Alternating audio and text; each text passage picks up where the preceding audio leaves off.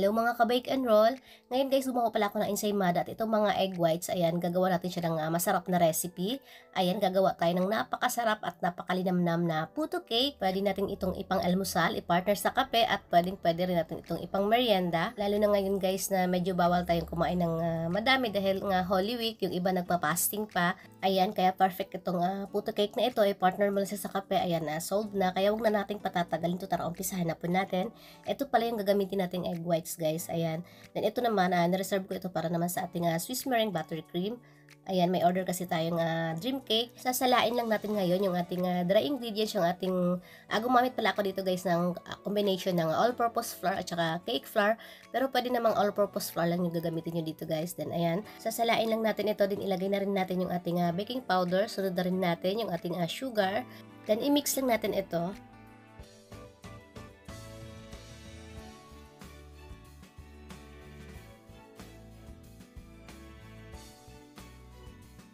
Ilagay naman natin ngayon yung ating water at saka yung ating evaporated milk. Pwede namang purong water lang yung ilagay natin guys, pero syempre mas masarap kapag may milk. Hahaluin lang natin ito hanggang sa walang tayong nakikitang lumps dito sa ating mixing bowl or hanggang sa magiging smooth na yung ating mixture. Ayan, kapag smooth na siya guys, set aside lang muna natin ito. Then dito naman sa ating isang bowl, ilagay na natin yung ating egg whites at saka yung ating cream of tartar. Kung wala po kayong cream of tartar, pwede namang white vinegar or lemon juice.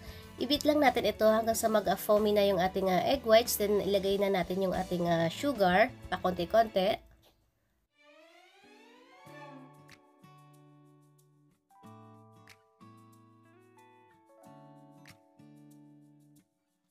After natin malagay yung ating sugar, i-adjust lang natin yung speed natin sa high. Then continue lang natin yung pag-beat natin or pag-mix natin sa high speed hanggang sa mag-stiff fix na yung ating meringue. Then ayan guys, kapag nakatayo na yung ating meringue, ayan, pwede na ito. Ayan. Then ngayon guys, hahatiin pala natin yung ating meringue dahil dalawang flavor yung gagawin natin. Same lang din dito sa ating butter mixture. Ayan, hahatiin din po natin siya. Yung isa, lalagyan natin siya ng vanilla flavor. Then yung isa naman ay ubi flavored. Ayan, Bakersfield yung ginamit ko dito guys dahil masarap talaga yung Bakersfield dahil medyo matamis na siya guys, kaya kahit konti lang yung gagamitin natin or ilagay natin, ayan, malasa na siya. Then yung kanyang kulay, ayan, matapang yung kulay niya or maganda yung kulay niya guys, kahit konti lang yung ilagay natin. Ayan, kapag smooth na siya, ready na ito guys. Then yung isa naman yung haluin natin. Pwede namang i-fold nyo na yung inyong meringue dun sa inyong butter mixture bago nyo hatiin yung dalawang flavor guys. Ako dito, hinati ko muna yung dalawang butter mixture bago ako naglagay ng meringue kasi para maiwasan natin ma-overmix siya. Pero depende na sa inyo guys, pwede nyo diretso na muna yung paglagay nyo ng inyong meringue dun sa inyong butter mixture tsaka nyo siya hatiin sa dalawang flavor. I-mix lang natin ito ngayon. Gamitin natin yung cut and fold method lang guys para maiwasan natin ma-deflate yung ating meringue. Then same lang din sa ating vanilla flavor, ganun lang din yung gagawin natin. Ayan, pinas forward ko lang yung paghalo guys para mabilis tayo. Then ayan, kapag pantay na yung kulay niya, tulad na tayo nakikita mga trace ng meringue, ilagay na natin siya ngayon dito sa ating baking pan. Ang size pala nito guys ay 10 inches. Then naglagay ko ng konting butter, then nilagay ko siya ng baking paper para hindi dumikit yung ating cake. Then sabay natin siyang i-boost guys para maganda siya tingnan. Tap lang natin siya or itaktak lang natin siya guys ng mga 3 beses para maalis yung mga malalaking air bubbles. Ayan, pwede din po tayo gumamit ng spatula. Then ilagay na natin ito yung mga toppings natin guys. Pwede kayong mamili kung ano yung gusto nyong i-toppings. Naglagay ako dito ng pork floss at saka cheese.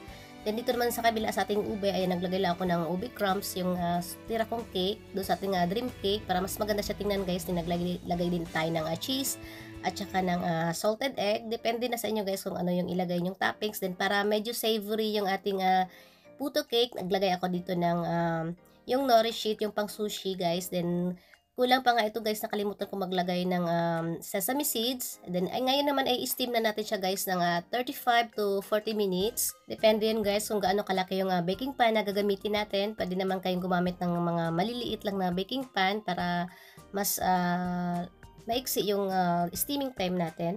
Then ayun guys, palamigin lang natin siya, tsaka natin tanggalin yung ating baking paper.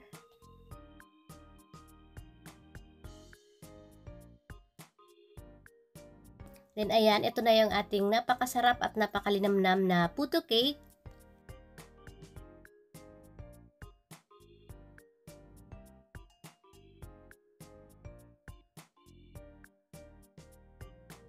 Sobrang moist at napaka-fluffy ng ating cake. Then, yung lasa niya guys, saktong-sakto lang. Hindi po siya matamis. Then, napaka-linamnam guys yung nilagay natin na cheese. Nandun talaga guys, malalasahan natin. Then, yung ating vanilla na nilagay natin ng pork floss at ng yung nori sheet. Ayan, nandun yung pagka-savory flavor niya. Napakasarap niya guys at napakalinamnam niya. At saka nakakabusog siya guys, promise. Kahit ito lang yung kakainin natin guys. Ayan, solve na tayo. Ayan, pa-partner lang natin siya sa mainit na kape or tea. Ayan, pwede na ito. Kaya wag na kayong manghinayang guys kapag gumagawa kayo ng ensaymada at marami kayong natirang egg white. Ayan, wag na kayong mamroblema guys. Gawin nyo na tong recipe na to at napakasarap nito guys. Ayan, pwede rin natin itong ipangbenta. Ayan, kita-kits po tayo ulit sa aking susunod pa mga videos. Maraming salamat po sa inyong panonood. Mag-iingat po tayo palagi.